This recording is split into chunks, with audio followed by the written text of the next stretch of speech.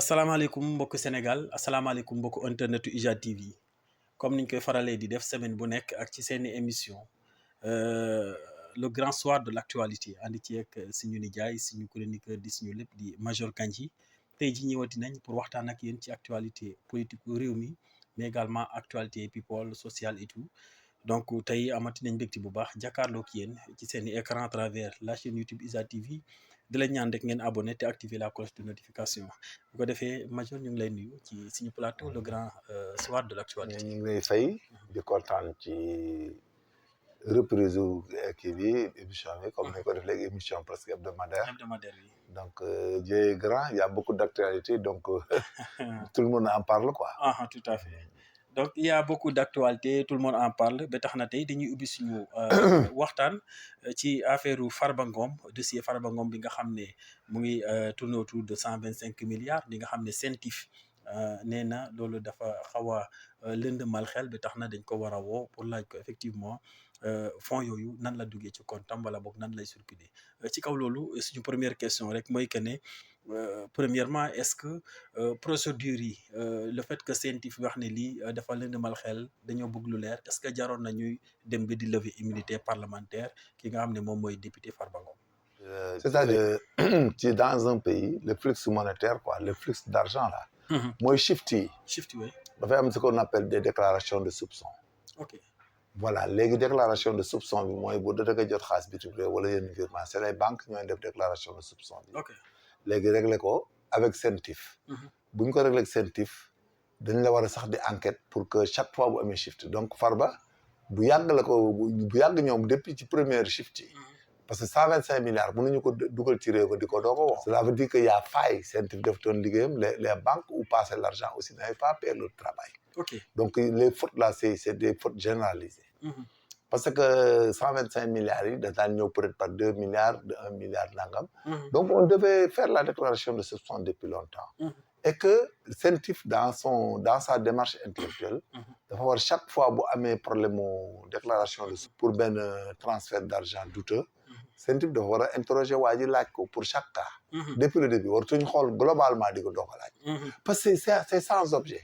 parce que fi mu ne nii boo ko laajoon tey xaalis boobu yëpp même bu dee dugal na ko feneen wala yóbbu na ko mais amul sens di nga koy toppatoo après parce que y a ce qu'on appelle de l'absentéisme il y a de la prévarication. ok voilà il y a de la prévarication parce que le sanctionné fera sanctionner les banques qui l'ont pas signalé.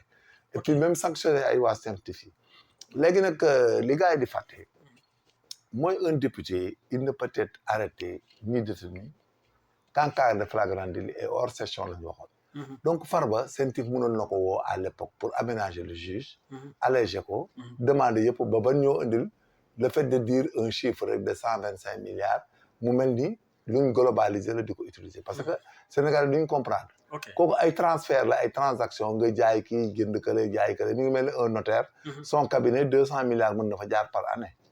mais boo ñëwee sax ne ko da ngaa blanchir wala dara 200 milliards ko xamul day yaakaar ne c'est de l'argent comme ça. donc loolu c'était pas la peine. maintenant ça n'a rien à voir avec la procédure parce que le magistrat va interroger Farba. parce que mënoo ñëw rek un procureur déjà pour que mu enquête procureur du woo kenn du ko enquête. procureur day def soit transmet en retour.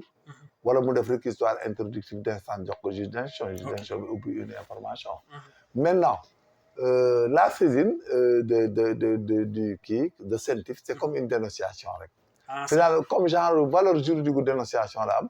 parce qu'ils n'ont pas enquêté ils n'ont pas fait de traces d'indices ils n'ont pas conclu ils n'ont pas confondu l'auteur supposé des faits. donc ñoom ils n'ont fait que signaler c'est comme une dénonciation rek la CENTIF dénonciation la def. parce que procédure bi def procédure de dénonciation la.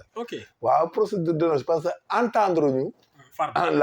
le mise en cause boo ko entendrewul daal ne rek ne Abdou a violé une femme à Diourbel indi ko nii sans dame ci vérifier tu as fait une dénonciation donc la saisine de CENTIF est une dénonciation il faut qu'on sache que c'est une dénonciation parce que si tu es un enquêteur l'enquête est contradictoire tu entends l'auteur des faits et tu fais un rapport tu fais des vérifications après vérification faite il appelle que les fonds l'origine des fonds n'a pas été justifiée.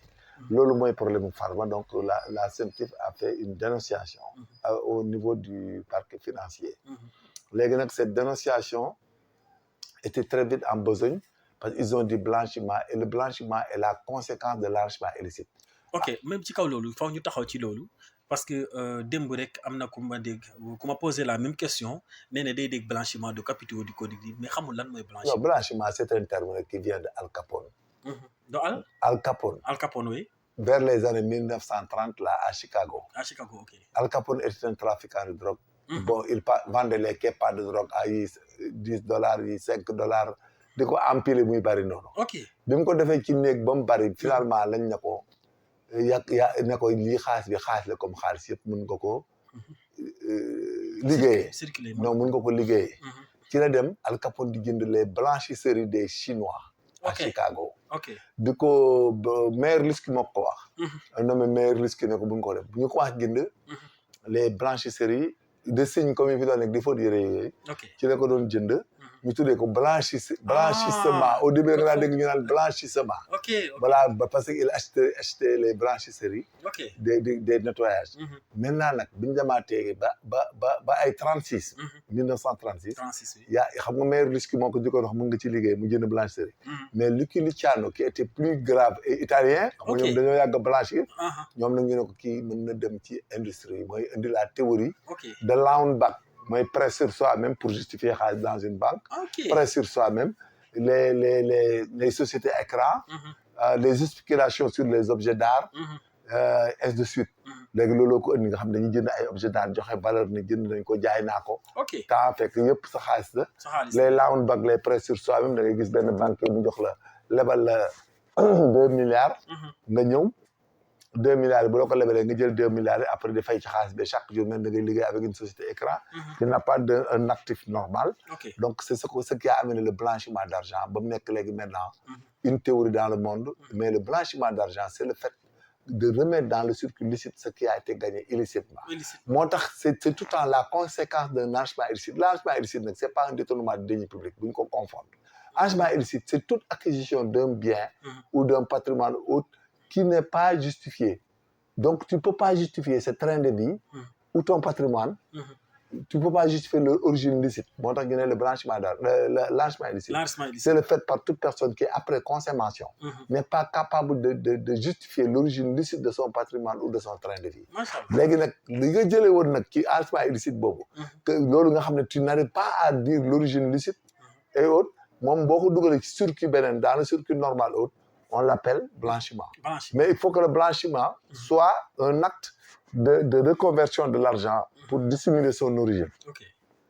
Donc, l'indugni, ça sera une grande procédure. Il faut appeler Farba et pour chaque shift, il faut qu'il le justifie. Si c'est une transaction de terrain domanial, j'ai acheté le terrain, il a un bail, il l'a réacheté, maintenant qu'on wax dara. C'est pas comme les faux usages de faux. Parce que jaayet na ko boobu dañ koy teg à côté. baax na. nga demaat ainsi de suite donc mën nga ko topp. comme moom doon fonctionnaire état il n'était pas signataire. danaan léegi ma bu ñëwee ne directeur domaine moo ma jox benn jour 20 baux. ma dem jaay leen. jaayee ko 1 milliard. mais qu'est-ce que tu peux rien du tout. da ngay dem ne directeur des domaines ngay dem laaj ko ne ko lu tax nga jox ko 20 baux. Farba bu ñu demee jox ko beneen patrimoine. am affecté ko. en tant que CCOD et autres. Mais lui, il n'est pas fonctionnaire. Donc, c'est le fonctionnaire qui lui a donné ça qu'on va poursuivre pour abus de biens sociaux. Biens sociaux. Oui. Ainsi de suite. léegi noonu lay demee ba nga xam ne moom finalement. moom ci cëppaandaw gi Farba day nekk locomotive buy entraîner ay wagon dugal leen ci kàmb gi. parce que boo demee ba ci fin bi man damay business damay jënd damay jaay it tant que Sénégalais le font. donc finalement il donne des indices et des prémices. Des abus sociaux qui ont eu lieu dans l'administration sénégalaise et plus précisément du côté domanial. Donc, ce sont des inspecteurs de domaine qui vont en souffrir et que même les fonctionnaires yi nga xam ne waa domaine ñoo leen jox ay terrain ñu jaayat ko Farba jaayat ko ñoom sax kenn mënu leen inquiéter. Donc, l'affaire là, c'est intéressant. Et puis c'est complexe. Non, c'est intéressant même de savoir plus. Parce que je vois que ça fuse tout azimut. Il faut lui faire de bons procès et puis avec de bons avocats. Et puis, les gens vont se défendre et puis ça sera intéressant de suivre la suite. Mais en tout cas de cause, quand il s'agit de blanchiment qui vient de l'extérieur où il y a des prémices de trafic de drogue et autres, là-bas, c'est autre chose. Parce que dès que ça, ku ma gis tey ci TikTok bi mu ne Farba lui montrer de la drogue je pense que j'ai vu ça hein. Oui. waaw mais ce monsieur là on l'arrête parce que c'est la non dénonciation d'un crime. donc daa bëgg a tuumaal. non amul tuumaal da nga koy téye. le gars il doit l'arrêter parce qu'il a vu un crime qu'il n'a pas dénoncé. Mais le trafic de drogue étant instantané. Et que lui il ne peut pas apporter la preuve que il y a cette drogue haute. Lui ce qu'il a dit il a fait là-bas est la reine des preuves hein. Lui c'est quelqu'un qu'on doit arrêter. Ne ko nag tu as vu quelque chose de criminel tu l'as pas dénoncé. Donc le procureur de la République peut l'arrêter. Peut l'arrêter pour affiliation. Ce qu'on appelle xam nga yaa assimilé en crime et affilié. Donc l'affilié c'est le complice. léegi lui il a fait une affaire extrêmement grave on doit l'arrêter. Parce qu'il a pas dénoncé à temps réel. Et puis il attend à ce que Farba ait autre chose et qu'il vienne le dire alors qu'il n'y a plus possibilité de le prendre s'il avait trafiqué de la drogue. Parce que l'élément matériel de l'infraction, le trafic de drogue est assimilé à un délit instantané. Mënoo taxaw ne da nga daan trafic de drogue te gisoo ko mu yor drogue loolu ça n'existe pas. Mais instantané la. Non waa ji il a consommé la drogue ba drogue bi jeex fumé na ko tux na ko mais bu dee tux na ko wala jaay na ko ba pare. xam nga bu ko jaayee ba pare. mais dootoo mën a wax ne recelé na drogue. on se demandera il trafique la drogue parce que drogue day ànd ak scellé. léegi nag bu dee da nga jaay drogue ba pare nag mën nañ la topp ci recette drogue bi ne la blanchiment moo tax ñu indi blanchiment bi ngay dégg. c'est pour que trafiquant drogue yi bu ñu blanchir ba pare. bu ñu amee de l'argent illicite qui émane de la drogue. et après ñu kar leen ci blanchiment. Mais le blanchiment est le blanchiment des capitaux là le blanchiment d'argent là est économique hein. Ça n'a rien à voir. C'est une pensée, un esprit. Il y a des pays qui vivent que du blanchiment. Hein. Ah bon? Il y a des pays qui ferment les yeux là-dessus. Je ne cite pas les pays là pour nous attaquer. Mais il y a des pays qui s'en fichent de l'argent qui entre, qui sort. C'est non écoutez. Que ça soit de l'argent. Voilà, le blanchiment d'argent économique, ça peut faire tout ce qu'on est à faire. Day takk jabar, day jënd kër, day defar usine, day defar industrie, day jënd auto, day def tout, day jënd pharmacie, créer tout. Hein. Des emplois, il y en a qui ont blanchi, mais ils sont enrichis. Oui, tout à fait. Ah oui, c'est tout. Tout à fait. Il y en a beaucoup donc. En résumé, Farba lan la mën a courir par rapport. Non, amul lu muy courir day dem justifier ou il ne se justifie pas, il l'arrête pour blanchiment d'argent, enrichissement illicite, blanchiment d'argent. Parce que lui, s'il lui demande, faut jënd shift bi milliard bi parce que milliard bu la ko nit viré da nga mën a xam fu mu jógee. Il faut que mën ko justifier c'est pas ay 100 000 200 000. Dans le shift normal parce que virement yi de ay virement la. yooyu virement yi ngi gis traçabilité yi c'était banque. Tous ceux qui ont viré l'argent dañu Farba daf ma jaay li daf ma jaay li. Farba bu ñëw ko foo jëlee terrain bi man mu ne la man defaruma bàyyi lañ ma jox. Mais bàyyi bi ñu ko joxee c'est légal munoo boo dee il n'a pas droit à plusieurs baux mais il y aura d'autres qui vont tomber. Il y a des fonctionnaires sénégalais qui ont 5 baux hein. Ou 10 baux même.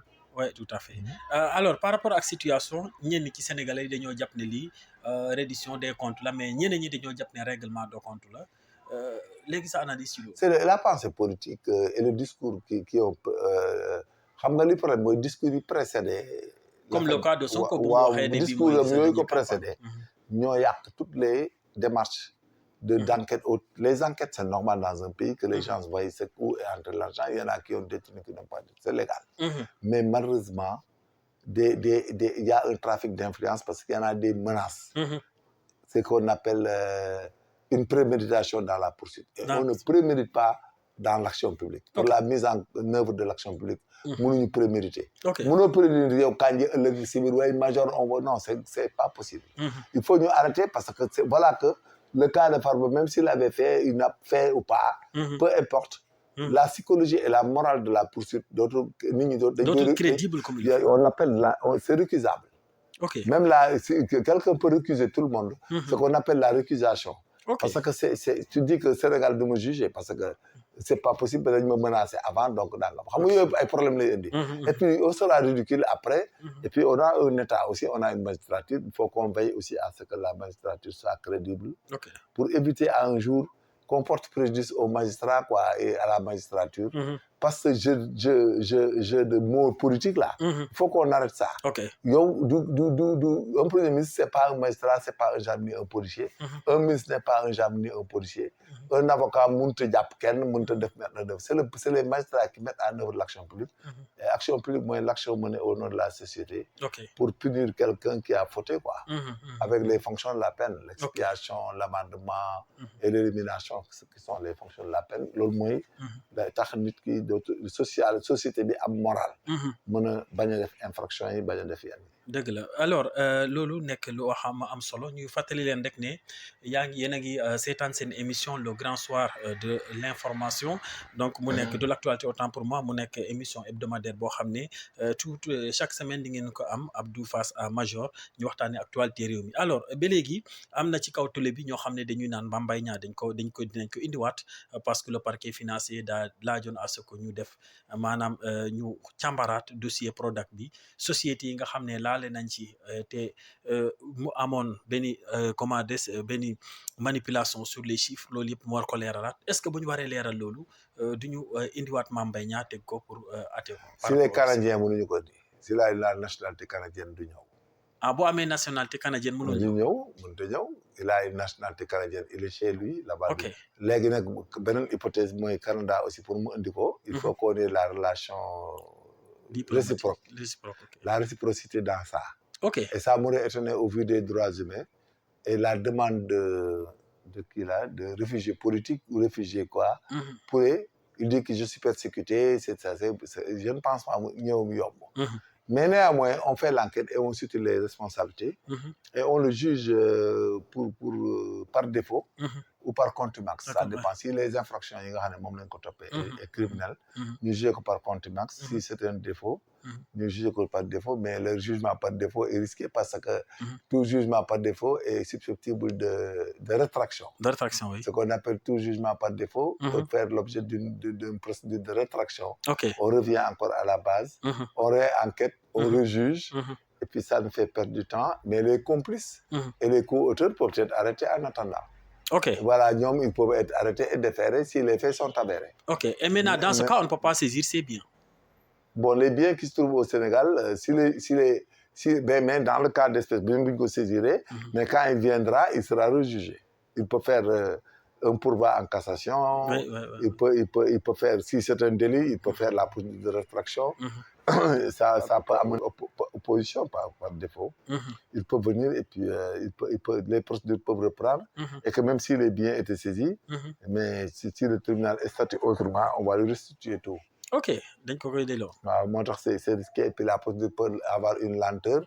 Encore, bon, on ne sait jamais parce que 2029 va venir, qui sera président, qui sera premier ministre. Tout ça est à voir quoi, dans un état de droit. Et puis on ne sait jamais, hein, il faut être très prudent dans ces histoires de trac là. Parce que là, maintenant, ça met en danger tout le monde, tous ceux qui travaillent dans l'administration. Actuellement, tous ces ministres-là, tous ces députés, tous ces machins DG là, dans 5 ans, 10 ans, quelqu'un peut venir leur retirer tous leurs biens. Finalement, même Tabakar Niko, tu as fait, ben, on a le dénoncé, là, qui n'a ça, tu n'as qu'à là. Il faut que le Sénégal fasse le tolo. Ok. Sénégal film tolo ni. Mais fonctionnaire de Tabakar qui ne fala comme nous avons fait. Voilà qu'on a qui est à d'autres Tabakar non de beaucoup de fait.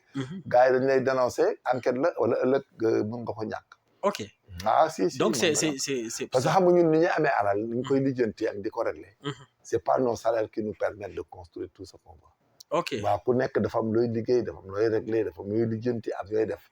Donc yow mëno di am fin du mois 300 000 400 000 nga tabax keuru 40 millions 50 millions 60 millions un jour bu ñu la laaj les données les dates de lépp da ngay wacc. Oui, tout à fait. Et puis fini ni lool là et puis quand il y a beaucoup de procédures dans toute chose finalement aussi tout le monde est peut-être coupable hein? Ah oui, ça peut être très compliqué. Ah bon? Ah si. Et économiquement, ça impacte les communes. Ce qu'on appelle les chaînes de valeur, quoi. Du Jokalante, du Dougalante, du Guindante. Finalement, Dakar, boy, j'ai mis Kurtaï, qu'est-ce que vous avez? Ok. Ah non, gars, ils me connaissent. Ay Allemand, des Ngora, qui ont grand terrain, c'est mon cœur. Gars, ils ont là. Ok. Dakar aussi, gars, ils ont fini, on a là, tu vois, ils ont déjà de quoi ça. Ok. Donc finalement, est-ce que c'est une bonne chose, les tracts? Bon, c'est publicité, bon, le problème. Un pays, oui. Moi, je peux régler non, da ngay def enquête rek. Ku foté nga woo ko demandé ko enquête ko. Bu ñëwee nga jàpp. Mais xam nga boo ko ne gars yi dañ ñëpp a sàcc ñëpp nangam tout le monde a ko de. C'est-à-dire tout ce qui était dans les régimes précédents. Fi ne ku ci doon jaay alal tey kenn du ko jënd. Oui, dëgg la.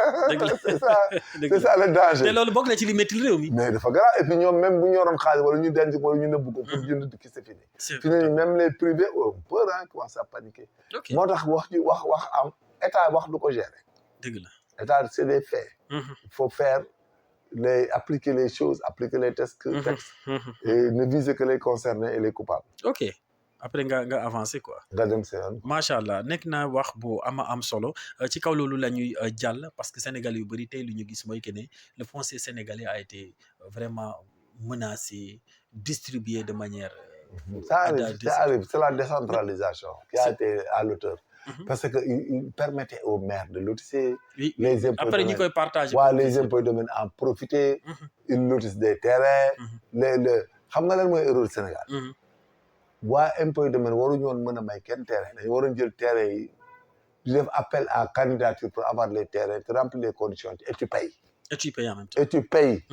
mais duñ jël ay terrain inspecteur des impôts yi ku nekk ñu naan coopérative seen syndicat yi di jël.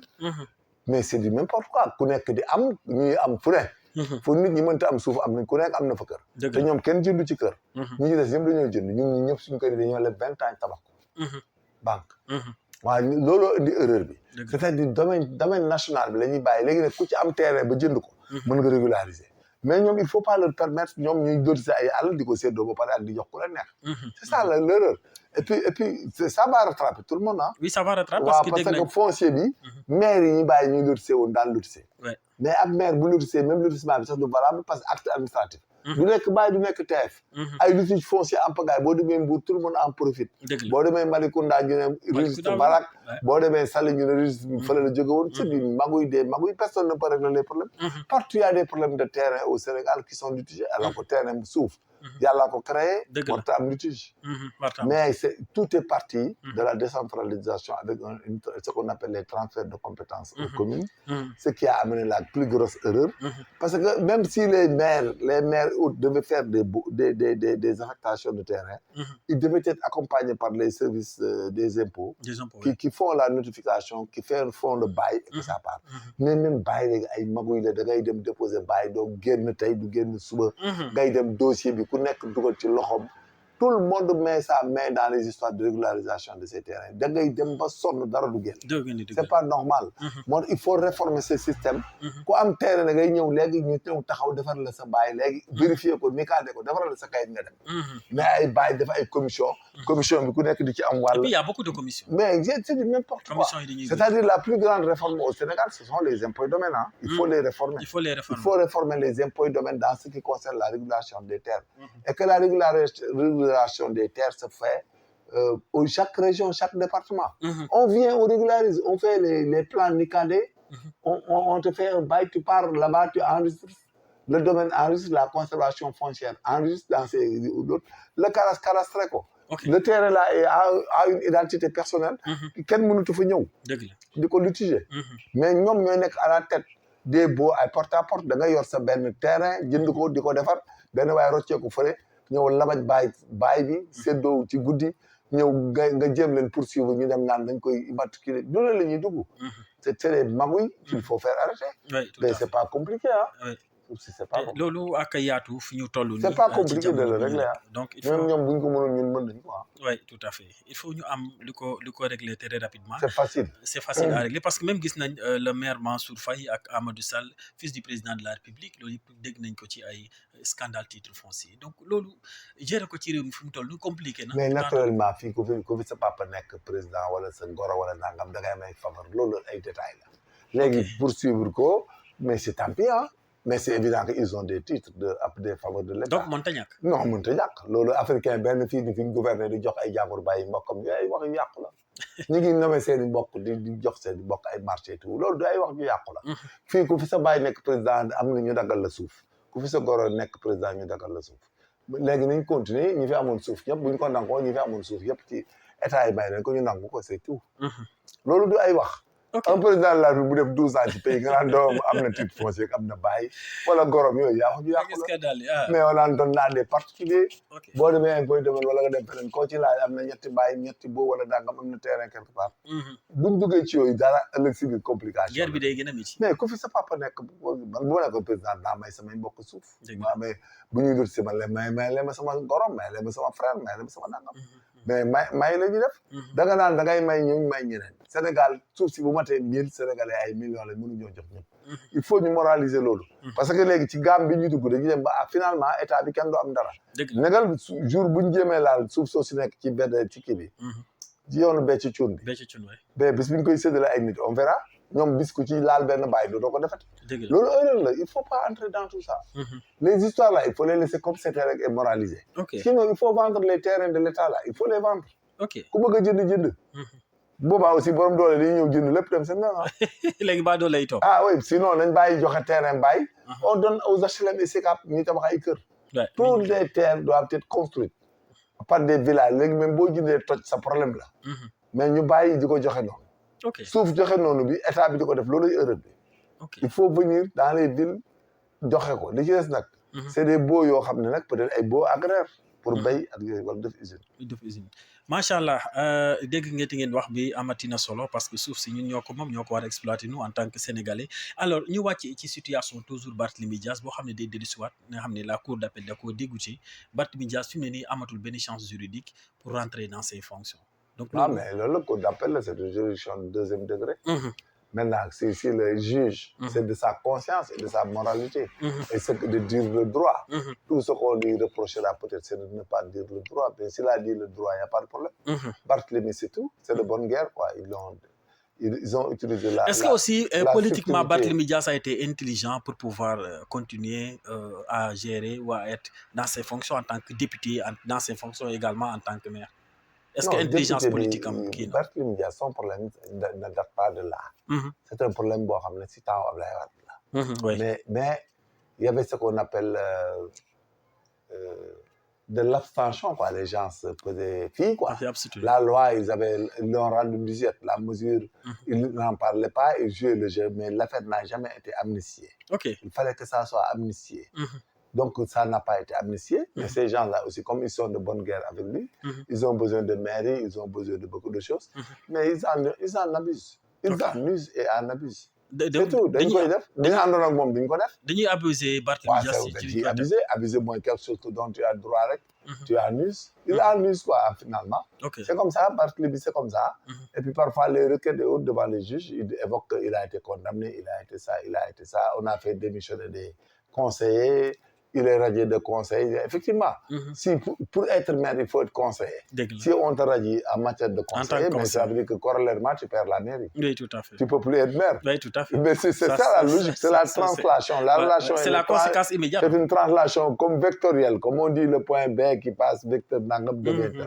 C'est la même chose, c'est des théories mathématiques. Les mathématiques, c'est de la littérature aussi. Oui, tout à fait. Parce que pour être maire, il faut être conseiller. Il te radie conseiller, mais tu perds la mairie. Tout à fait, ipso facto. Ça, c'est la logique. Oui, tout à fait. Il faut que technique yi ñuy defante suñu biir ñu ku nekk maîtriser. Maîtriser ko, oui, finalement. Mais boo ko maîtriser wul doo comprendre. Da nga naan woy non, c'est pas possible. Pour être maire dans une commune, il faut être conseiller. D'abord, oui, tout à fait. Tout à fait. Le conseil municipal, il faut en participer. Maintenant, si tu es radié conseiller, mais tu es révocable. Oui, tout à fait. C'est-à-dire là-bas, il faut qu'on te révoque. Oui, tout parce à fait. que tu remplis plus les conditions. C'est comme si tu es tu es magistrat, on te retire la qualité de magistrat alors que tu es affecté dans une juridiction. Mais si tu juges quelqu'un, le jugement est nul et non avenu. Tout à fait. Donc, Barthélémy Dias, le fait que moi, c'est ça. Il fallait attaquer la radiation d'abord et de ne pas attaquer la mairie. Donc, il fallait annuler la radiation de commune, mais le jugement de l'autre côté.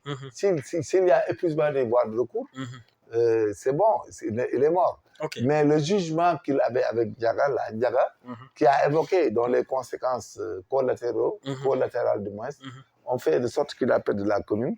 Il fallait attaquer par exemple le jugement s'il y avait des voies de recours qui restent comme là, le pourvoi en cassation et qu'il soit acquitté purement et simplement et que la légitime défense soit retenue. Parce que la légitime défense, l'acte licite est conforme au droit et constitue pour l'auteur un moyen de défense. Au niveau du parquet, c'est un classement sans suite, un juge d'instruction, une ordonnance de non-lieu ou un arrêt s'il s'agit de la chambre d'accusation. Au niveau des juridictions de jugement, c'est un relax pur et simple. Au niveau des cours, c'est un acquittement. Donc, il fallait jouer dans cette logique de procédure jusqu'à avoir la légitime défense à l'époque. Il devait en profiter quand il était en qui de sainteté avec Macky Sall. Ouais. Il fallait faire de sorte que l'affaire soit rejugée. Soit épuisé aussi. Et puis que tu bénéficies de la légitime défense. Légitime défense. Et ça rend l'acte licite et conforme du droit. Et là-bas, tu es entièrement protégé Ok. par les conséquences et les effets de la condamnation. dëgg la mais li ngay wax ni bu ko avocat yi xamee woon ni ça devient beaucoup. waaw mais c'est tant pis ah. ñun xam ñun. Vous êtes des praticiens. waaw ñun nous sommes des praticiens on maîtrise trop. Tout à fait. C'est-à-dire ñun boo defee dara rek de foo teg sa tànk xam nañ fi nga koy teg. ok. Et puis les avocats devaient avoir de bons procéduriers comme ñun ñi. oui tout à pour fait. les affaires non pénales, parce quoi. que techniquement li ngay waxee nii. non defu ko. Hein? yooyu yëpp da nga koy sóoraale. dëgg la. sooy def politique booy def yëpp da nga koy sóoraale. ouais nga da xam lay rattrapé. dëgg la. moo gën chaque fois bu waxee rek moom mu ñëw def point de presse jàkkaarloog presse bi. dégg waaw mais booba ñu ngi erreur. ah. c'est comme même les tout le monde ah. parce que comme loi d'amnistie bi même boo defee loi d'amnistie bi ci benn affaire gars yi mën nañu la attaquer mën nañu attaquer loi d'amnistie bi encore. Ok. dans son objectif. L'objectif qu'elle vise. la loi. ne la ñu ne on attaque pour que ça vise tout. ok. Et là en un moment donné. si on est dans un état de droit. mais les juges là ils seront obligés de dire le droit xam nga aussi bu ñu nekk ci pays boo xam ne les juges là dañuy juger rek après. pour ànd ak état les gens se trompent les magistrats aussi.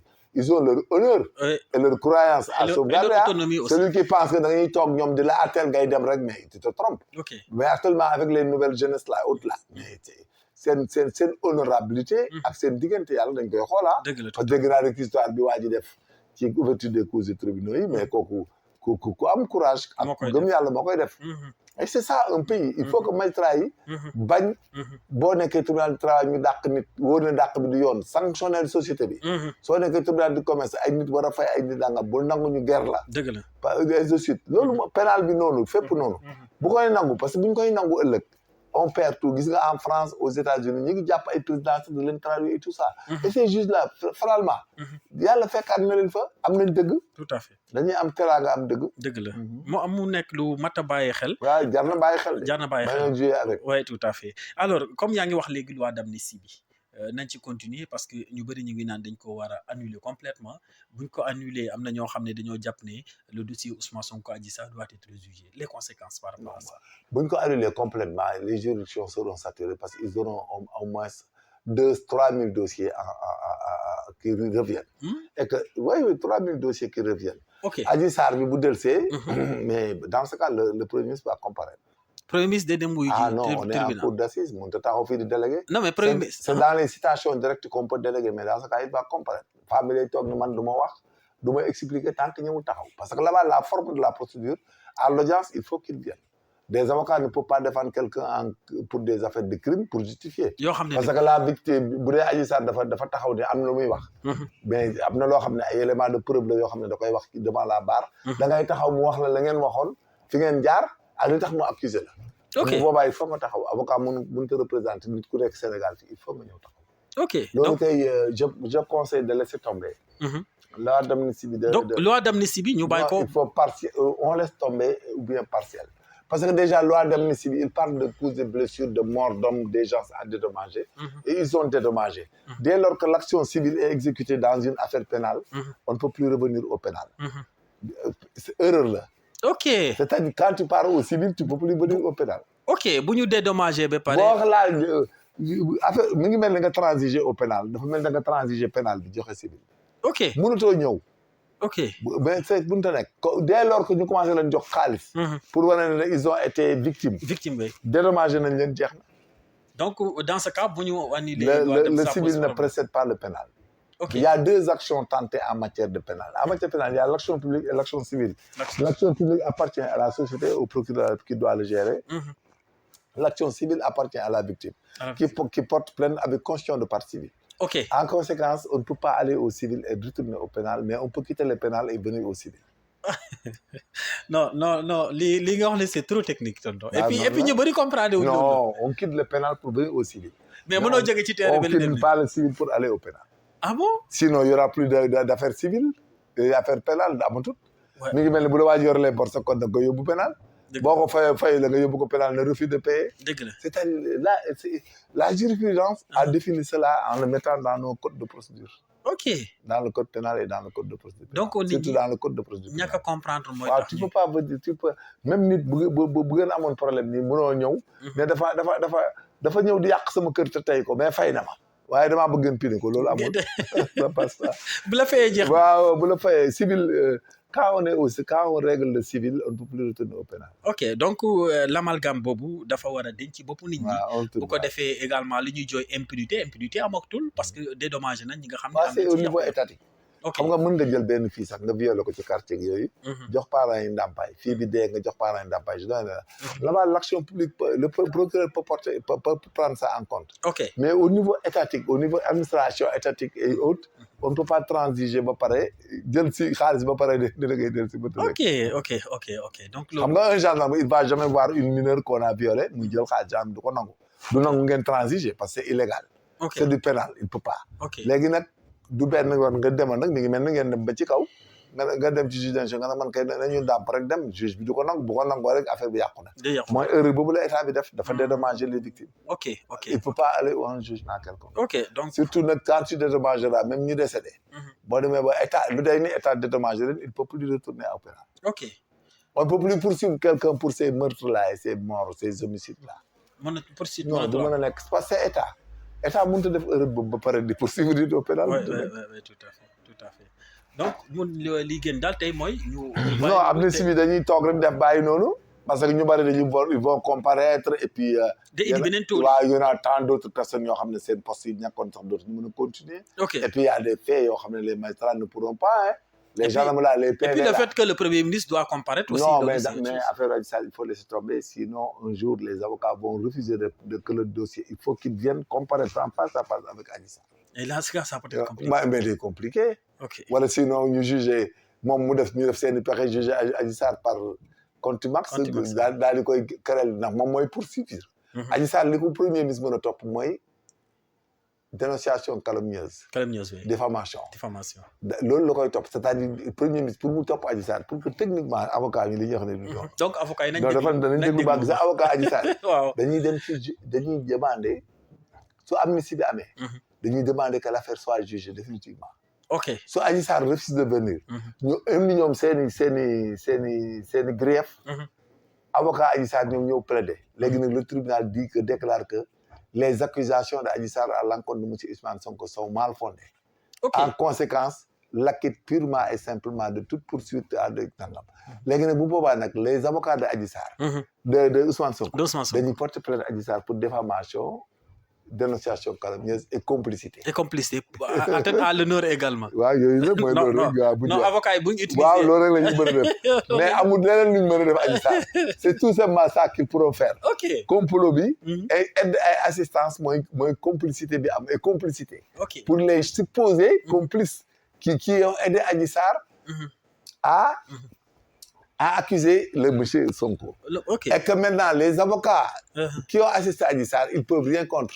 Parce que c'est leur métier, on leur a présenté des faits tels, ils ont évoqué. Maintenant, il faut que s'il y a des preuves quelconques avec la biologie moléculaire, mais tu vas te soumettre à l'ADN. Si vous avez un produit, vous avez un avocat, vous avez un laboratoire, vous avez un et puis les PV, on ne sait jamais, parce que c'est un État contre un État. Oui, on ne sait jamais, il se pourrait qu'il garde des choses. Maintenant, évite que ces choses qu'il garde, même si ce n'est pas tes spermes, mais c'est ton ADN à infester. Cette histoire-là, ils peuvent t'accuser de garde. Ok. Ce n'est pas évident que, il n'est pas dit que l'ADN là, de quelqu'un peut se trouver dans le sperme et autre chose. Parce qu'une femme, je vous donne un exemple, pour vous dire que c'est extrêmement sensible. Par exemple, le monsieur là, il peut boire un verre d'eau là-bas. Wala gis nga pommade bi ñu ko doon laal ak yooyu. waaw femme bi mën na ko laal ci kanamam. mais ngay prélever ADN bi di ciy dugg. contamination la tudd. wax nga dëgg il faut faire très attention. non ADN bi di ciy dugg l'acide désoxyribonucléique mooy ADN mooy acide désoxyribonucléique. c'est la carte d'identité génétique. ok voilà maintenant cette carte d'identité génétique. elle day contaminé. gis nga tey boo doon jël benn ADN fii. benn femme boo nekk victime de quoi que ce soit nga def ko nga ñëw fekk fa ay sperme wala trace de sang ngay jël. tu prends tout am na ñu ko laal. wala ñu ko fréquenté. des fois il faut nga yóbbaale leen parce que sinon tu vas pas les disculper il faut nga dindi seen ADN pour dese bi ngay wër. benn bi inconnu bi quoi mooy Ok. fugitif bi. Mhm. parce que noonu la. Mhm. c'est comme les empreintes digitales. Le voleur est venu ici, il a volé. Donc les parents qui n'ont pas compris ont touché la scène de crime. La scène de crime a été infestée. Mhm. Maintenant, soit tu préleves des empreintes digitales, tu prends pour tout le monde. ku ko laal rek da Ouais, koy tu fais la discrimination, tu élimines. Hmm. Maintenant mais bu dee ñun ñu mën da ngay éliminer day am ñoo xam da ngay jël seen bos ancrage boo ko xoolee xool seen empreinte nga classé ko. Ok. xam ne kii verticille simple la kii verticille double la parce que comme les empreintes digitales ils ont des parties il y a la partie marginale la partie basale et la partie nucléaire. Macha Il y a Allah. ce qu'on appelle le delta et maintenant tu fais le décompte de Galton et tu sors les minuties 12 au minimum. Et là, tu dis la famille de l'empreinte digitale. Et là, tu démontres que cette empreinte est identique à l'autre empreinte parce qu'ils ont les mêmes minuties aux mêmes emplacements. Et ils ont le même décompte de Galton. Le décompte de Galton, c'est l'ensemble des crêpes, le nombre de crêpes coupées. non tonton lii xanaa c'est juridique ou médical. Non, loolu man dama def police technique. Moi, je suis un technicien en identification criminelle. Ok. Je suis expert en scène de crime.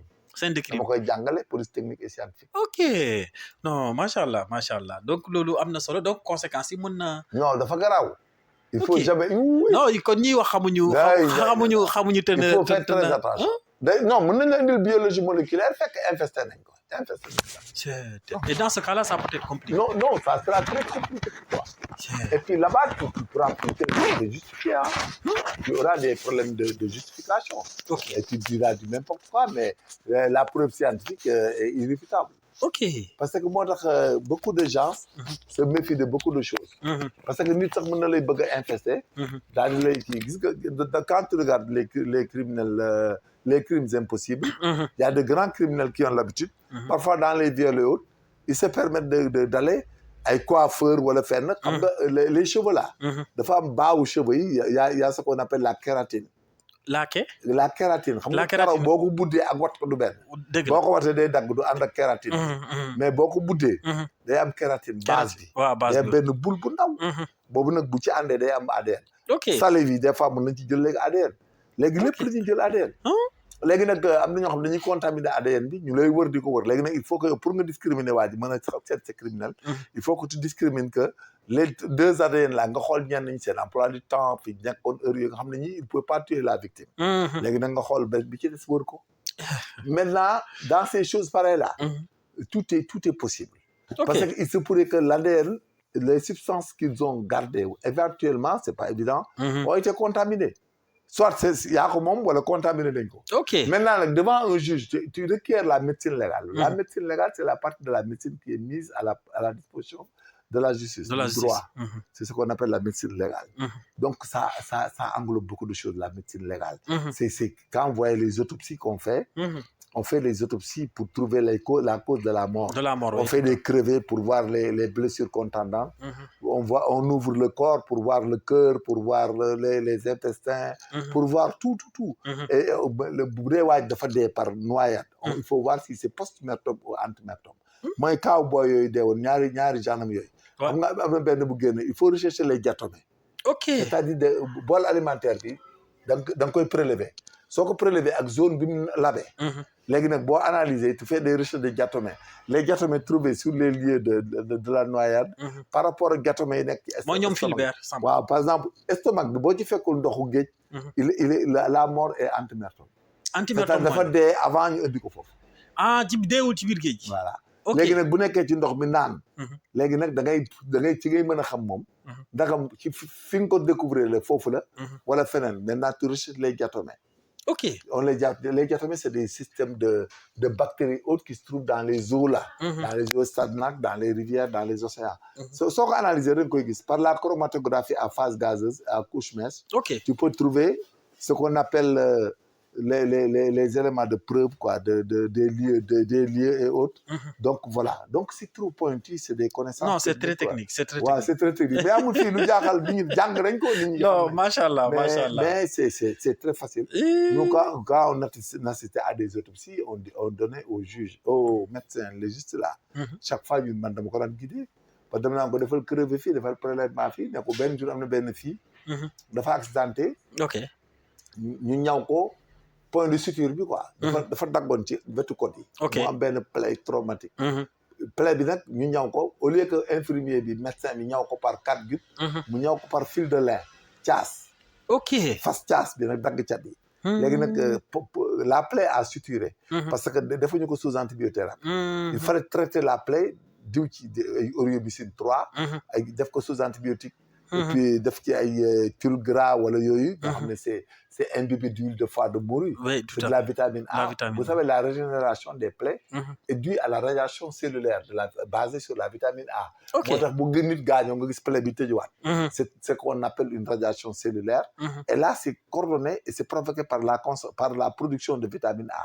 ok donc voilà que dafa tourner nag bi mu tourner nag suturé. ñaw bi dugg ci biir di jam poumon yi. poumon bi mu di infecté ba def septicémie fii bi dee. léegi nag fii bi vu accident bi mu am. ak décès bi il fallait déterminer si c'est l'accident qui était la cause de la mort ou autre chose. C'était étonnant. parce que aussi il faut le genre de mort. mais bi ñu ko ubbee ñun def autopsie bi après j'ai dit au gars mu bëdëm ne mu gis poumon bi blessé wu muy cherche ma ne ko non c'est le point de suture qui a blessé la fille. la plaie a suturé ça n'a pas été bien traité. ok parce que la fille là yaa ngi doon yolwaan mu koy kii. donc c'est pas bien suivi. dëgg une jeune fille qui est décédée comme ça. et que là-bas s'il y avait pas un technicien en identification criminelle nous avons fait un peu de médecine légale côté police technique. donc looy def dañ koy xam. on sait que tu dois faire des prélèvements dans des vacutinaires. EDTA. c'est des vacutinaires imbibés d'acide diaminotétroacétique. et la conservation à 3 degrés on sait. Machallah. il faut 2 tubes et tout ça. donc tout est appris dans la vie. mais bon peut-être nous au Sénégal boo fi jàngee du yegg foofu. doo mën di comme ni ma wax ni il faut être en Europe. ok va apprendre ça en France. mais sinon ici c'est pas possible. non. waaw donc mën quoi donc bref. Machallah. c'est des choses un peu scientifiques et très pointues. non très technique aussi. waaw mais moo tax léegi booy bëgg di enquête de haut niveau dans un état il faut que quand même nga jàng loolu yëpp ak procédure et tout. waaw il faut nga jàng ko. est-ce que bëri suñu prochaine émission doo ñu may ñu def la science criminelle. oui bien sûr ay scène de crime. scène de crime. par exemple comment on doit se comporter les Sénégalais boo trouvé ku ñu rey wala. non boo prochaine émission. gel des lieux. ok comment geler les lieux. comment faire l'approche. ok ce qu'il faut pas toucher. et ainsi de suite. les prélèvements il faut les enseigner aux jeunes. Machallah. tout ça par écovénage et tout ça. comment on fait les enveloppes Kraft pour conserver des produits parfois c'est des enveloppes Kraft. ok produit doo ko def ci imperméable boo koy prélever ci kii da koy def ci vacutinaire. wala yenn cheveux yi da koy def ci enveloppe Kraft parce que les sachets en imperméable. day am ce qu'on appelle c'est hermétique. ok et quand c'est hermétique il y a production de chaleur. et la chaleur transforme les composantes chimiques. de ok tout mais tout ce qui est biologique appelle la chimie à la fois. ok macha allah am na solo donc xaarale lañu semaine prochaine bu ko defee ñu wax ci la scène. yàlla baax na on verra parce que lii moom macha allah sa casquette bi xaw ma ko ci woon. sama nijaay je suis directeur d'enquête. j'ai fait en France. à Fontainebleau. macha allah donc semaine prochaine dañuy njëkkee ci moom ci boppam parce que sénégalais yi dañuy réeree mbir rek des fois nit da ngay gis mu wax nii nga yem ko te fekk doo ko xam. non doo ko xam nga ku la yem c'est pas important. waaye dëgg man ba may jàngi France avion laa jël di dem jàngi France dem naa 2 yoon ba 3 yoon. macha allah defaat stage yi ay beneen fépp lu nit di jàng ci police jàng naa ko. ok j'ai été OPJ. j'ai été directeur d'enquête je suis technicien en identification criminelle. je suis spécialiste de drogue stup et finance drogue. ah bon. waaw tendance drogue. waaw et je suis un spécialiste des recherches. macha allah waaw rechercher. investigation. waaw ak pour technique constat. ok et je suis procédurier j'écris damay bind. macha allah je suis un directeur d'enquête je rédige je fais des synthèses. macha allah waaw sama métier la et puis xam nga boo nit boo xamee ne li nga jàng mën nga ko. waaw c'est pas un indigène là wala quelqu'un de jaloux wala d'hypocrite qui va te dissuader. waaye dëgg moo tax man bu ñuy commencé li may def nii tout ça. personne n'a pu me dissuader. parce que je savais que j'ai appris lu ngeen jàngut. mën naa lu ngeen am mën xam naa lu ngeen xamul. donc personne ne pouvait me retenir. dara du la sonal parce que xam li may def dama ko xam. et puis ça me donne une satisfaction morale. d'avoir appris pendant des années et des années. tout à fait. donc léegi un indigène bu ñëwee di la wax. yow da nga koy bàyyi rek mais au finish dina xam ne doo moromam. walaay dëgg la walaay dëgg la ba ci fin bi. waaw dina xam mais l'essentiel bis naa leen ko man leen bu parler partout mais ku ci wóolu sa papa wala sa nijaay wala ku am grade. wala nga ne policier nga wala gendarme wala nangam ku ci wóolu sa bopp. mais ñëwal ci télé bi ma fay ñu toog nga toog. jàkkaarloo ñu toog bala ñu ñëw toog nga toog nga xool jaayante dootoo ko defati mais xam nga aussi quelqu'un qui ne représente rien dans la vie ku jàngul dara wala xamul dara wala ngeen nekkoon nga mën ko dàq ko jàngatu bu làqatoo fenn di la jéem a yàqal wala danga bu sotti parce que li olof naan ker sur ker du ko tere feeñ dëgg la tôt ou tard ce pays, il y a des gens qui ont appris, il y a des magistrats, il y a des juristes, il y a des universitaires, il y a beaucoup de gens. Tu as fait le droit. Quand on te parle du droit, les effets de la légitime défense et des faits justificatifs. Vous savez que la défense rend l'acte licite et non conforme du droit. Et ne constitue pas pour l'auteur un moyen de défense. Il lui appartient d'en apporter les preuves. Voilà, sur le plan pénal, ça peut te disculper, mais le civil, tu viens. C'est-à-dire que yow boo jàngul dara loolu sa hypocrisie toog sa njaboot bu sa nawle di wax ngay taxaw di ko discriminer sa kanam njaboot sa doom bu jàngee bu yàggee daan mon père là c'est l'hypocrisie gisoo même barke démb jëwriñ Ndiassé maa ngi koy nuyu bu baax ku nit ku la sopp aussi sama waay la waaw jëwriñ Ndiassé wax dëgg yàlla barke démb damaa jóge cours ñëw ñuy waxtaan noonu am ku may wax téléphone ñuy waxu droit mu ne ma Abdou da ngaa def droit ma ne ko non man j'ai un master de bien sûr man président en plus maa ngi ci sama deuxième année xam naa ngi ci université di jàngale je suis un professeur de droit après mu ne ma non ça loolu xamu ko ci ma ne ko non may noonu la ñuy def c'est-à-dire li gën a bon ci africain boo demee France gis nga même boo ñëwee ci télé wala dara di wax dañ lay déglu di la seetaan dëgg la fii ñi nga bokkaloon di liggéey ñooy jéem di la discriminer par jalousie te alors que quand vous étiez ensemble yaa leen doon jàngal dëgg la yaa leen gën a gradé dëgg la yaa leen gën a xam mais c'est l'hypocrisie moo tax Afrique du dem ku wax xamul dara da ngay gis même chez les universitaires c'est la même chose c'est partout waaw c'est partout cette hypocrisie là da ngay dégg benn soldat deuxième classe wala danga benn ju dégg naa koy wax ci télé ba nit ñi di ko tontu ne ko waaye allez te faire voir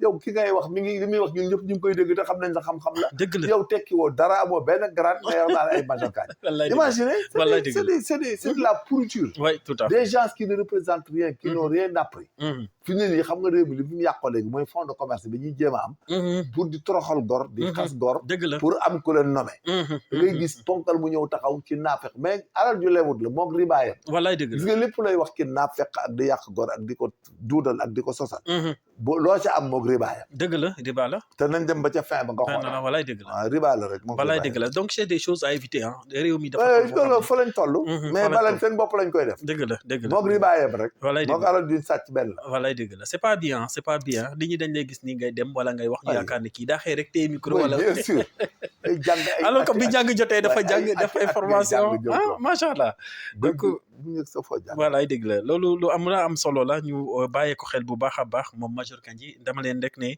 yéen a ngi en face yi seen émission le grand soir de l'information ou le grand soir de l'actualité boo xam ne chaque dimanche lay ama ci chaîne YouTube ISA TV abonné leen na te ngeen xaarandi suñu première beneen émission bi nga xam ne on va parler que de la scène criminelle donc loolu yëpp Major dina ñëw détaillé leen ko bu ko defee rek Sénégal yi gën a yeewu côté boobu gën a xam côté boobu donc lu am solo la alors Major ñu jeexale ci avant dernier point par rapport ak la vente d'arachide parce que béykat yi instant yi ñu ngi jooy ci àll bi état moo déclaré woon 305 lay jënd gerte bi ay chinois ñu ñëw ne duñ jënd fi mu ne nii nag béykat yi amuñ ku leen jëndal seen gerte vraiment jaaxle nañ instant yi fi ñu toll. non il faut état bi wut xaaj jënd ko moo tax yàgg naa leen wax ne. Sénégal dama yàgg wax même ba temps Macky Sall wax. mais comme réew bi comme li ma wax rek. dañoo yaakaar ne ñoom da ngay ñëw rek ñu ne il est nangam il est ministre il est nangam master nangam. il faut arrêter. Je leur avais dit de créer ce qu'on appelle des banques de produits halieutiques et de produits oléagineux. Ok. Qu'est-ce que cela veut dire? En ce qui concerne les produits oléagineux là. Il faut chercher des gens. qui sont des masters ou bien des partenaires yoo xam ne bu gerte gi jotee. dañuy ñëw ci saa si jënd ko. ok. ñoom buñ ko jëndee dañ koy traité stocké ko. jaay ko en bourse ñun ñu génn ci. Sonacos li mu bëgg boobaa mu dem jënd. wala Sonacos moom it bokk ci banque bi. parce que Sonacos kese mënul satisfaire mais c'est ça la vérité. léegi si buñ ko defoon yëpp du am. parce que il fallait que faire des champions yoo xam dañuy ñëw gerte gi bu pare dañ koy jënd ñoom. et puis ils sont dans les normes ISO. pour di conserver l'arachide. conserver waay léegi nag xamoo ne yow gerte mën nga koo jënd ren di ko jaay sax ba déwén ba gerte manqué. soo amee doole da ngay dem ci ay banque jënd. chinois yi il fallait régler avec eux. on l'achète. Et on dit aux Chinois que nous, en tant qu'État, nous vous laissons acheter tout. Mais vous nous faites un revolving. L'État vous demande d'acheter. Mais tant pis. Ce sont les baykat qui ont posé le prix de l'arachide. Voilà. Avec des experts. L'erreur, voilà, très bien. C'est ce qu'on appelle la prévocation et la stabilisation des prix. c'est-à-dire gerte dafa am intrant. y a l'effort bête bi koy bay wala machine. yaa ñu koy nangam enfin ay calcul yi ñuy def. bu ñu defee calcul ba pare nag avec ñoom. mais ñu xool ñoom it par rapport à l'effort qu'ils ont commis. bien qu'ils ont consenti. que temps la mën a jaar. mais on fixe ku bëgg a ñëw jënd. non loolu la affaire. voilà léegi nag bu ñu ko defee ku bëgg a jënd. mais état moom en contrepartie. mën na préparer moom. ay partenaires du ci def xaalisam. ne ko nous faisons ce qu'on appelle des banques de produits oléagineux nous les achetons. nous vous les conditionnons aux normes ISO que vous voulez. et que on voulait faire du revolving. loolu mooy suñu erreur. Sonacos bu jëndee li mën. mais bu jënd lu ci des. waa Touba koy jënd. waa Touba bu béykat bi sonné de xam naa sama mbokk Bawol dañu ñëw bës leen ne ko jënd 250. voilà l'erreur. il fallait laisser ces gens. acheter l'arachide au Sénégal. produit au producteur. ne ci état bi génn état bi dem jënd comme ñëpp. ok. nañ fixer un prix. nee na celui qui veut acheter. ku jaay loo jaayee yaa xam. boo mënee jaayee 400 yaa xam. boo mënee jaayee 300 yaa xam. mais ñun état. on achète et l'état cherche des partenaires qui vont lui vendre. ñoo xam ne bu gerte gi ba Sonacos. na ci état bi génn bàyyi Sonacos rek la ak béykat yi. xam nga état bi lu muy régler. mooy les conditions pour cultiver. ok les intrants jiwu yi nga indi ko tout ça. ak engrais yëpp. mu jeex ak engrais yi. léegi nag yow nga fexe yow ba mu am une banque de produits oléagineux. sinon tu centralises toute la vente d'arachide au Sénégal. avec li ma la wax. les producteurs ils viennent. d'accord parti ñu def réunion ñu pare état bi ñëw gerte gi ñu jënd ko avec ce qu'on appelle la banque de produits oléagineux. le crédit agricole là. n'a qu'à aller chercher de l'argent et acheter tout. su ko acheter il le met comme banque. comme ni muy bancariser xaalis bi. moom lay bancariser gerte gi. su ko bancariser nag. kuy jënd gerte jënd. maintenant les gens de Touba. mais c'est des spéculateurs ils peuvent aller venir acheter et repartir. oui tout à fait parce que ñoom ils spéculent l'arachide. maintenant boo amee benn Sénégalais bu am doole. mais day ñëwaat ba crédit agricole jënd gerte gi. daal di koy dencaat en bourse ba gerte manqué. oui tout à fait parce que loolu c'est la spéculation en matière de produits agricoles. est permise. c'est la donne. La spéculation est la donne. Mais si nous voulons que le stabiliser en un seul coup comme ça, mais du mënta nekk. c'est la donne. gis nga mais affaire yu jën yeeg yooyu avec l'Union européenne là. on a dit licence di bàq di góorgóorlu on a fait de grosses erreurs. on allait le dire que c'est nous qui pêchons. nous faisons un accord de pêche avec vous pour vendre des produits halieutiques. Mais la pêche sera faite par nous et par nos pêcheurs. Et on fait une banque de produits halieutiques qui n'est rien d'autre que un secteur administratif et financier, mais avec des usines de traitement et de classification des catégories de poissons. Qu'est-ce que cela veut dire? Tu fais semi-modernité ou de modernité, pêcheurs yi nga organiser leen former leen ñoom ñooy pêcher bu ñu pêcher ñëw dañuy jaay ci marché local bi. tout le reste dañ ko indi ci banque de produits halieutiques bi. qui est une usine de transformation et de fer. léegi nag gis nga bu ñëwee. yow léegi boo aidee si jën. ñu jël coof jarañ sompat nangam. catégorie si pesé ne kilo bi ñaata la tel la ñu fay la ko sa compte bancaire yow. léegi nag usine boobu nag day conditionné bu conditionné ci day jaay chinois yi di jaay Union européenne. chaîne de valeur la main d'œuvre la pêche est faite par les Sénégalais. les produits sont consommés par l'Union européenne et les Sénégalais. waaw mais pas de pêcheurs étrangers. mais les Français ils viennent avec leur bateau. Chaque mois, ils prennent une ligne consommée. Moi, ce qu'on appelle, c'est comme des ressources halieutiques. Comme les ressources minières que nous vendons. Et puis, parce que ce que les gens ne comprennent pas, la ressource en elle-même ne peut pas amener une richesse. C'est la technologie qui accompagne les ressources naturelles et les ressources halieutiques qui font que de sorte qu'on a en valeur. Je donne un exemple. Le kilo de cacao est acheté à $7,550 en Côte d'Ivoire. bu ñu ko yóbboo Suisse. ba stabiliser graisse yi ak vitamines yi. defar ko ba mu ñëw chocolat 800 grammes 1 kilogramme de cacao bi day nekk 800 grammes de chocolat xam nga 800 grammes de chocolat yi lu muy jar. $50 8. te bi 7 la commencé 7 ba ci 50. waaw mais technologie bee ko yóbbu 7. ñun bu ñu defee produit halieutique yooyu defar jën yi def koy paqueté ko Schengen ko normé ko. ba nga jaayee kilo bi 2500 mais da nga koy jaayee 5000. tout à fait gars yi ko jënd yóbbu. dëgg la l'État gagnera de l'argent. et puis day am employé nit ñi. waaw gars yi Sénégalais yëpp dañuy pêcher de liggéey normal. léegi on pourra avoir des zones de reproduction. on peut développer la pisciculture au sens étymologique du terme. il y a les crustacés aussi qui sont là-bas à Moulomp et yooyu ça ne se vend plus gars yi am sax kuñ ko jaay.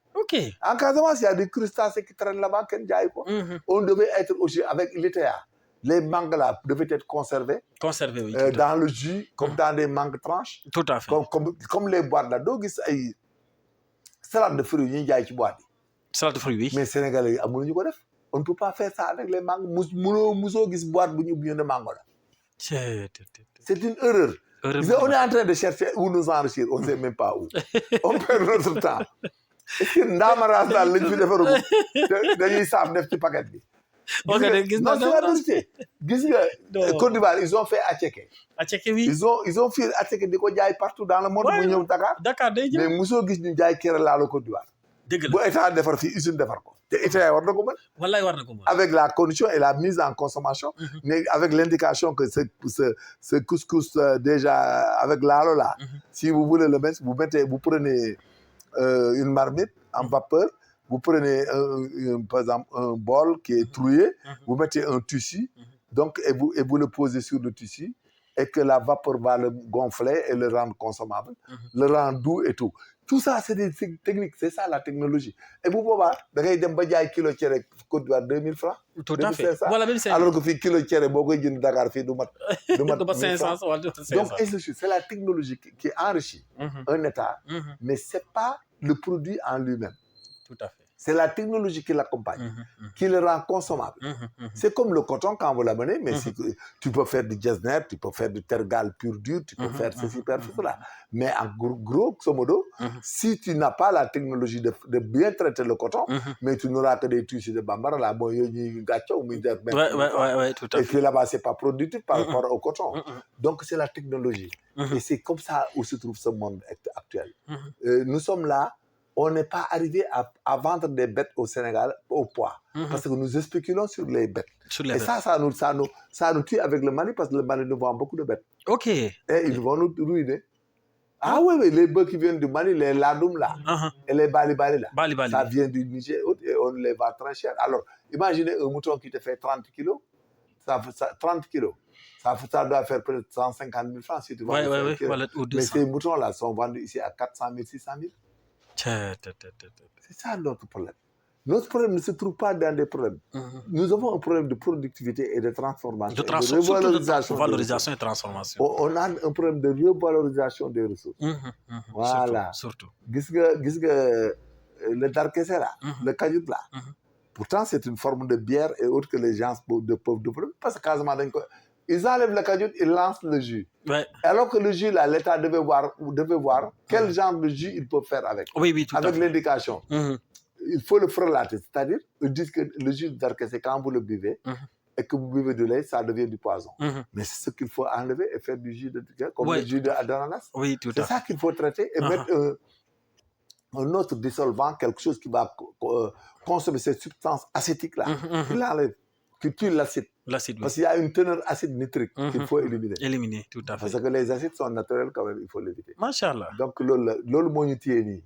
moo tax on bat de l'aile duñ dem. dëgg la ñu nga saratu fas yi rek mënuñu koo defar bu moderne. déedéet ba tey saratu fas saratu fas war na mën a am lumière batterie la ci waa ji def ngeen defar saratu fas bi. waaw def ay lampe ci kanam def lampe ci gannaaw. wax nga dëgg de. fas bi et tout. et ci suufu fas bi. Il pourrait y avoir des lumières sur les côtés qui dépassent le cheval et qui regardent devant. Ouais. Et quand un véhicule vient, il faut aller vers ça. Oui, il faut la tolo, hein. Mais on peut. Non, mais on peut charger facile. Mais nos gars le font bien. Non. Mais nos ingénieurs là, il faut aller moderniser le char. Oui, tout à fait. War na mo di am ay klaxon am lépp ci sa bi. Char de face war na ko mën am. Mais char de face mënu ko am ba tey. C'est triste. Non, mënu ko am. Imagine charrette fas yi rek mënuñu ko moderniser. wallaay mënuñu ko moderniser et puis war nañu ko mën a def sax. bu yàgg mu def comme mel ni comme oto sax. non ba mel ni oto ah. waaw ba nga xam ne bu fas bi takkee fas. très confortable am protection. Même le bar de fer là qui est devant les deux barres là. C'est pas normal. Le cheval devait être dans un coin boo xam ne même bu tamponné dara da koy protéger. oui tout à fait et puis même bu tamponné oto aussi. oto bi barres yi duñ dugg rey gars yi. dëgg la le bar devait être rond. mais pas avec deux barres comme ça qui sont dangereux. oui moo tax borom moto bu mbokkantal rek seytaane am. tout ça ce que je vous dis c'est la vérité. c'est vrai et puis benn batterie bi nga xam ne dañ koy defar conception batterie boo ñëwee da ngay roof rek. oui mu ne pôle solaire sax ci naaj bi non batterie ngay def batterie bi wala ba solaire. day ànd ak solaire bi solaire bi day ànd ak solaire bi. ba cekkee mu koy chargé guddee tout cas technicien war nañ ko. non war nañ ci xalaat ba tey mënuñu ko inventé. ba tey gis nga saret fas rek mënuñu koo defar. mënuñu ko inventé te pourtant ñun ñëri tey boo toogoon sax nga si am léegi ak benn bool mën ko ci defar léegi ay fil. dëgg la def ci benn batterie. batterie bi di dox. état bi sax pour une question de sécurité mën na jënd batterie di leen ko bañ. oui tout à fait. waaw batterie di leen ko bañ. tout à fait. Voilà les abris provisoires des écoles là on est en train de nous lamenter là on n'arrive jamais à les faire. Les écoles là. oui il faut faire des systèmes démontables et remontables. oui tout à fait.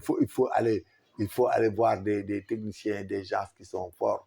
qui peuvent nous faire des choses comment l'appelle-t-on des panneaux. qui vont nous permettre de loger des élèves. oui tout à fait. de les loger. fala adduna tollu en tout cas. c'est la adduna bi toll. il faut qu'on cherche des solutions. fala adduna tollu waa Casamance dañuy tabax ban bi Casamance di tabax. dañ ciy bir yàgg ba dee. oui day yàgg ban boobu boo ko jëloon yokk tuuti ciment wala benn substance. mën na ko enrichir nga di ci tabax ay école doo jënd ciment. doo jënd ciment. doo jënd suuf. doo jënd dara. te loolu mën nañ ci tabax. mën nañ ci tabax bu baax. waaw mën nañ ci tabax bu baax dafa defar ay tool. defar ay tool. waaw mais y a beaucoup de choses à faire. y a beaucoup de choses à faire. mais c'est la technologie qui pose problème. Au Sénégal nous ne sommes pas. on ne crée rien. oui on ne crée rien. nous n'avons pas de techniciens. tout à fait d'ingénieurs on a rien du tout. tout à fait tout à fait. waaw wax rek bâtiment moom mënuñ ko tabax ay kër yi. te gars yi ñëw Sococim jaay la ciment. gars yi ñëw jaay ñu dem tabax te loolu amul esprit de créativité. waaw xam nga les investissements dans le bâtiment ça ruine un pays. parce que la productivité des bâtiments. ne correspond pas ne peut pas rembourser l'investissement pendant 20 ans. moo tax waxee këru 2 milliards di ko loué. pratiquement da ngay dee ñu doon ko rek mais doo jël sa xaalis. déedéet doo ko jël. xanaa nga jaay appartement yi. waaw mais bu dee loué rek du dem moo tax. le trop construction là. Sénégal da ngay gis boo xam ne toute sa carrière pour benn kër bu muy tabax la koy def. du dem defi élevage du dem béyi. du produire dara. Par exemple, tous ces gens qui ont construit des immeubles et s'ils cultivaient la terre, s'ils faisaient de l'élevage, on serait autosuffisant en chair, et puis en viande, en lait, et puis on serait autosuffisant en mil, en sorgho, en maïs, en blé et en riz. mais c'est dommage. c'est dommage en tout cas waxtaan bi amatina solo trop mais fii rek lañ koy yemale wolof Njaay dane lu duuf ci nag bi xejul ci cin li sant ak i ngërëma te di wax rek ni abonné leen lii mooy seen émission le grand soir de l'actualité Abdou face à Majeur di ngeen koy am tous les dimanches ñu leen di ñaan rek ngeen abonné ñu def le récapitule donc waxtaanee nañ mbiru Farba Ngom le dossier de 125 milliards wàcc sur le rapport de Prodac de Mame Mbaye Niang waxtaanee nañ également les scandales fonciers yi nga xam ne am nañ ci réew mi ba ci décision Barthélémy Dias à la cour d'appel ñëw ci loi d'amnistie bi donc ñu leen di joxaat dig daje semaine prochaine on va parler maintenant de la scène criminelle incha allah ànd ci ak Major lan ngay tàggatoo mbokku internet u UZAD TV. d'accord mais daal ce que je dis daal mooy. la paix publique et la quiétude là ci moment yi ñu toll. mi ngi ci loxo magistrat yi. ok waaw fi mu ne daal ñoom ñooy dire le droit. jaarale affaire yi ci yoon. jàppale nit ñi. jàppale dëgg gi. waaw bu boobaa rek lépp leer parce que. kenn du fi défendre ku sàcc suñu xaalis. dëgg la mais kenn aussi du nangu seetaan ñu jàpp. ñuy neewal nit doole ci loolu doon. parce que gis naa tey malheureusement une fille bu ñuy tuddee xaw ma ba mu gis ndeysaan ñu koy bind. Tabaski Ngom xaw ma nan ñu ne dafa jël xaalis trésor bañ téye ko. mais c'est du n'importe quoi. donc yooyu quand même c'est des choses à éviter pour les populations les jeunes cadres là voilà parce que une fille parce que suñ ñëpp ci yam nous devons éviter à ce que nga nekk ci benn sur di def preuve de légèreté là-bas di ci boole lu ci bokkul ba yàq sa carrière jàng ba nekk inspecteur du trésor say mbokk yëpp nga yeewu si wote lépp fa naxasaay jàng ba nekk kilifa feneen ëllëg mu naxasaay loolu yëpp problème lay doon et puis la jeunesse là Sénégal aussi ak ñi fi nekk di wëndalu nit bala ngay dugg ci dara da ngay wut looy liggéey ba pare wala nga def ko liggéey mais ñëpp nekk ci TikTok yi nekk ci affaire yi ñu leen di fay ak di la neexal ku nekk di wax gauche droite ci côté yëpp laa koy waxee il faut que ça arrête tout parce que gars cercle vicieux bi ñu dugg si on continue comme ça fera très mal d'ici peu de temps waaw non mais ça va continuer monsieur on ne pourra plus être dans un état de cohésion comme j'avais l'habitude de le dire, si vous en prenez garde, il y aura des problèmes entre le nord et le sud. Le sud, oui, tout à Ouais, fait. je l'ai tout enchanté. Machallah. Les gens pensaient que je blague. Mais man, xam naa li may wax, je suis visionnaire. Man xam naa lépp luy ñëw. waaw dañuy xam yu bari. te il faut être qu'on soit très très prudent. Très prudent. Parce que un pays aussi attends plus bu demee en débandade. mais personne ne sera plus rien. Ça c'est vrai. Ah oui. Ça c'est vrai. waaw bu amee débandade. personne ne sera plus rien. waaw. Là-bas tout se perd. waaw donc faisons attention. Faisons attention.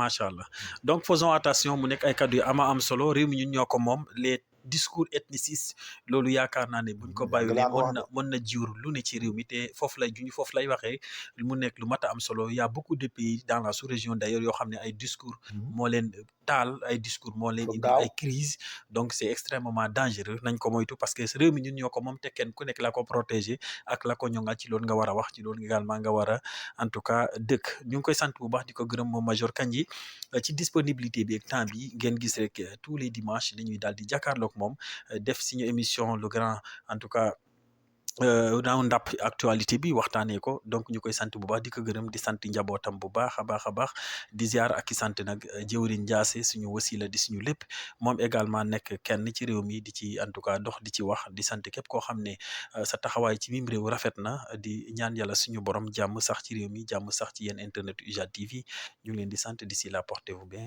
et bonne fin de soirée merci.